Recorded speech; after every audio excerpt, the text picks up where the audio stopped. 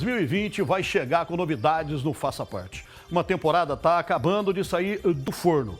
O quadro vai mostrar a realidade da pessoa com deficiência, a luta pela inclusão e pelo respeito à diversidade. E enquanto a gente espera a estreia, o repórter Gabriel Rodrigues preparou 2 reportagens especiais para contar a história e a trajetória do Thiago Elton. Veja agora a primeira parte. Vamos lá.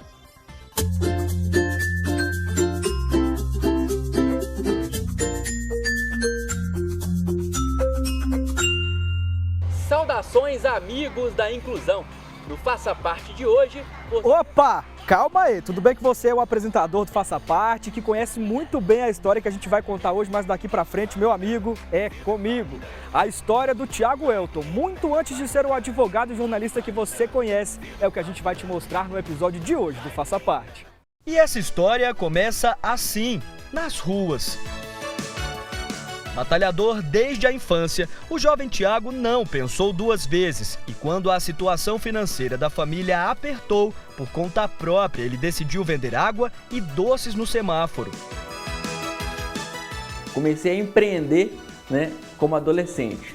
Caixa de chup-chup nas costas, sol quente, vendia geladinho, chup-chup na porta de escola. Depois eu evoluí para a coxinha, tinha uma coxinha frita, vendia coxinha. Mas eu comecei a acertar boa mesmo, foi no doce.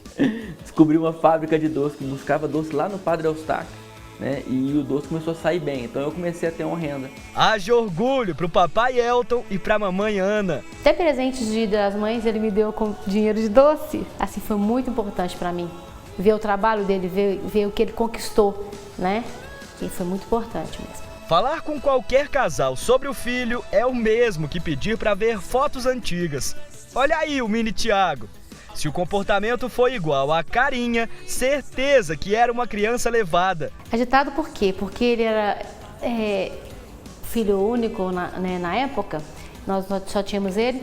Então assim, ele queria todo mundo para ele ali, O mundo dele era aquilo ali. Então ele era agitado nas coisas de brincar, de fazer, principalmente com coisas da escola. Ele era muito hiperativo. E não bastasse isso, o menino sempre foi muito estudioso e obediente. Duvida? A primeira grande decisão da vida do jovem Thiago foi baseada num conselho de pai. Chegando perto dos 18, meu pai já conversou comigo e olha, Thiago,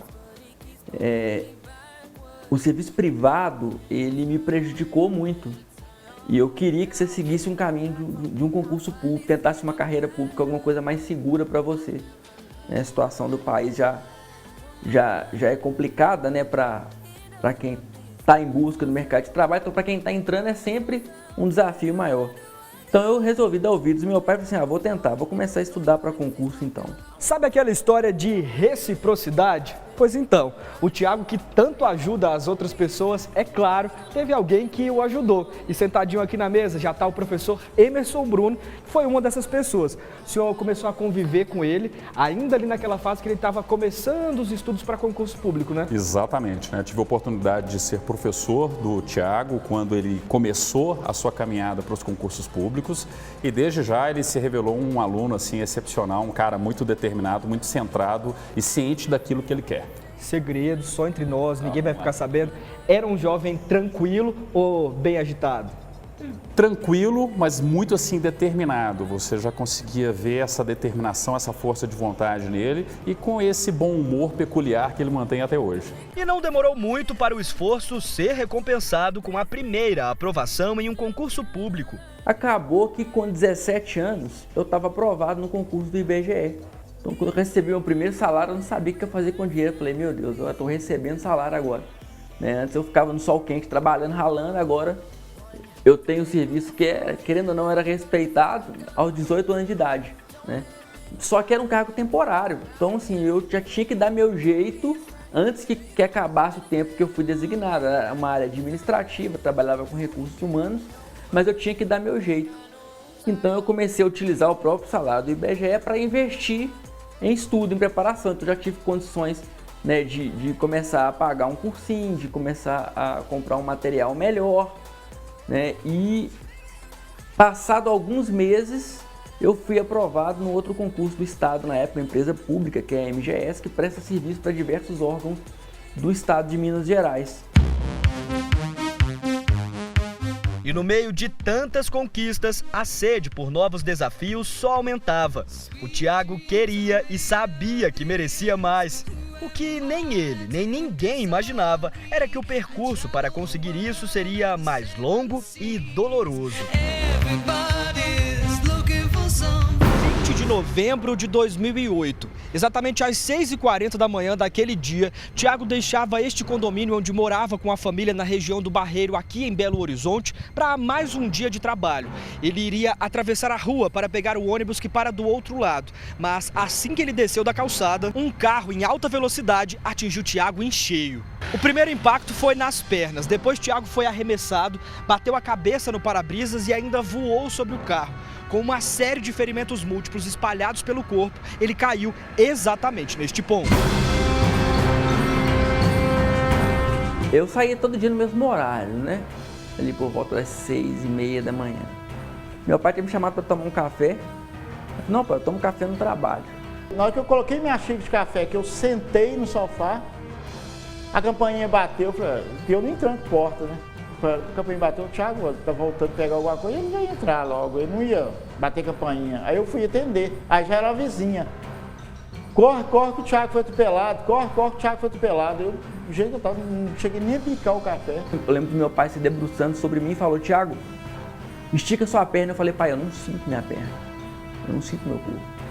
Chamou o SAMU, chamou o corpo de bombeiros, juntou de gente, chegou gente querendo levar ele para o hospital de qualquer forma. Eu disse não, nós temos que esperar o socorro chegar. Minha mãe queria me levar para um hospital na época do plano de saúde e o pessoal do SAMU falou que não, o caso dele é João 23. Aí eu já senti que era uma coisa mais grave. O Hospital João 23 é referência no atendimento a vítimas de acidentes. E o trabalho feito aqui pode ter sido fundamental para a sobrevivência e a recuperação do Thiago. Dei entrada no dia 20 de novembro de 2008 no João 23, né, e morei lá por 67 dias. E durante esse tempo, Thiago viveu a difícil experiência de reaprender a fazer sozinho coisas básicas como respirar. Tive que ter muita força de vontade dentro do CT, porque eu queria respirar. Eu queria ficar fora daquela máquina. Então eu tive que me debater contra ela. Às vezes é igual aquela, né? Prende a respiração, vamos ver quanto tempo você aguenta quando é criança. Um sempre quer ficar mais tempo que o outro. Eu queria ficar mais tempo sem o respirador. Então ali eu me esforcei ao máximo, eu lutei pela vida ali dentro. Até então, Thiago não sabia o grau da lesão que havia sofrido. A palavra tetraplégico ainda não tinha sido usada pelos profissionais que ajudavam na recuperação. Gabriel, eu não tinha noção quando eu tive alta, porque até então, mesmo depois que eu saí do CTI, que eu fui para a enfermaria, eu achava que eu estava na enfermaria me recuperando, que uma hora a perna ia voltar a funcionar aqui, que a mão ia voltar a mexer, e eu ia levantar, trocar de roupa e ir embora para minha casa. Ninguém, em momento nenhum, chegou para mim e explicou, olha, você está num quadro de tetraplegia incompleta, é assim, assim, assim que vai ser sua vida daqui para frente.